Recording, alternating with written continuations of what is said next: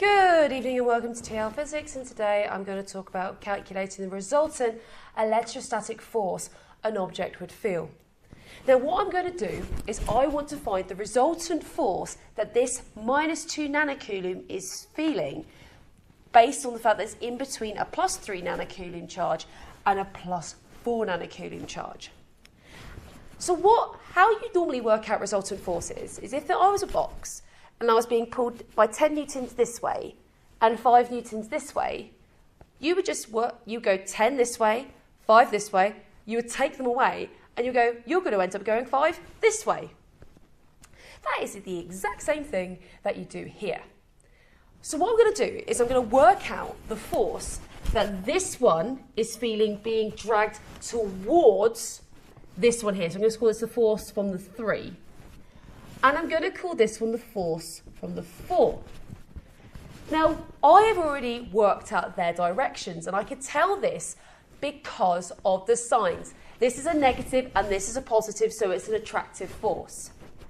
This means that when I do my calculations, I don't have to take into consideration the pluses and the minuses because I've already worked out the direction. So I'm only just looking for the magnitude. So I'm going to be using Coulombs' law. So F equals 1 over 4 pi epsilon naught Q1 Q2 over R squared. And I'm going to do that for both bits. So the force on the 3, so 1 over 4 pi epsilon naught goes to about 8.99 times 10 to the 9, times by 3 times 10 to the minus 9, times by 2 times 10 to the minus 9, all over 1.2 squared. So let's work out what this is. So I've got 3 times 10 to the minus 9, times by 2 times 10 to the minus 9, times by 8.99 times 10 to the 9, divided by 1.2 squared.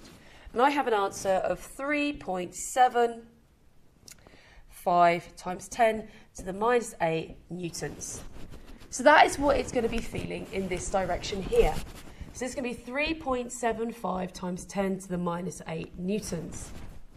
I'm going to do this for the 4 one too. So 8.99 times 10 to the 9 times by 4 times 10 to the minus 9 times by 2 times 10 to the minus 9 all over 1.7 squared. Okay?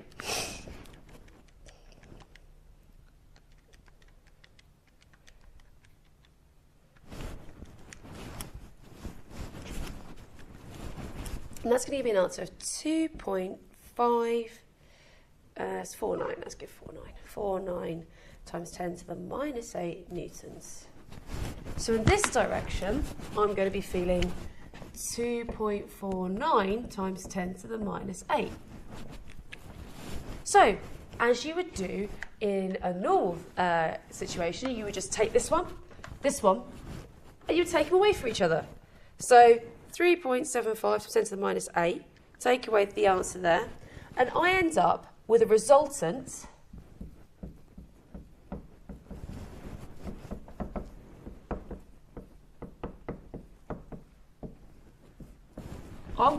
resultantly 1.26 times 10 to the minus 8 newtons this way. So what I've just done there is worked out the resultant in a nice linear motion. I'm going to do something a little bit different. I'm going to have them slightly at angles now. So I've taken my 3 nanocoulomb charge and I've moved it to a right angle here. And again, I've got my force here due to my 3 and my force here due to my 4. And they're working at right angles to each other. So the reason I've chosen these numbers is because I can literally just lift the answers from here. Because I would use the same formula to work out the force here, because the distance is the same and the charge is the same. So I know going upwards, I have a force of this here.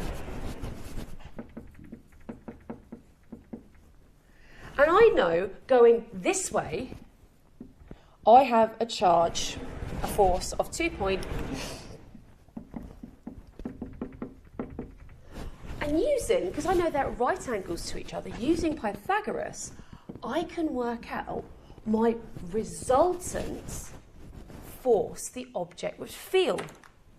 So because they're at right angles to each other, I'm just going to use the result that we're working on out here. So 3.75 minus 8 squared plus 2.49 times 10 to the minus 8 squared. Oops. 8. Oh, minus 8 squared. And then square root that. I end up with an answer of my resultant force is 4.5 times 10 to the minus 8 newtons. And this angle here would be 3.75.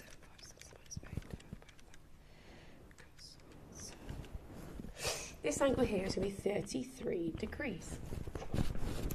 So my object here is going to be moving off if I was to draw it. If it was stuck at this position in these two fields, it will move off in this direction, resultant, with a force of 4.5 times 10 to the minus 8 at an angle of 33 degrees. So what I've just done then is just use Coulombs' law, worked out the 4 individual forces, and then just use basic vectors to work out the resultant. There is no difference here, apart from the fact that these vectors are at right angles to each other, and these vectors are in the same plane. The idea of taking the force individually and then working out the resultant is the same kind of situation.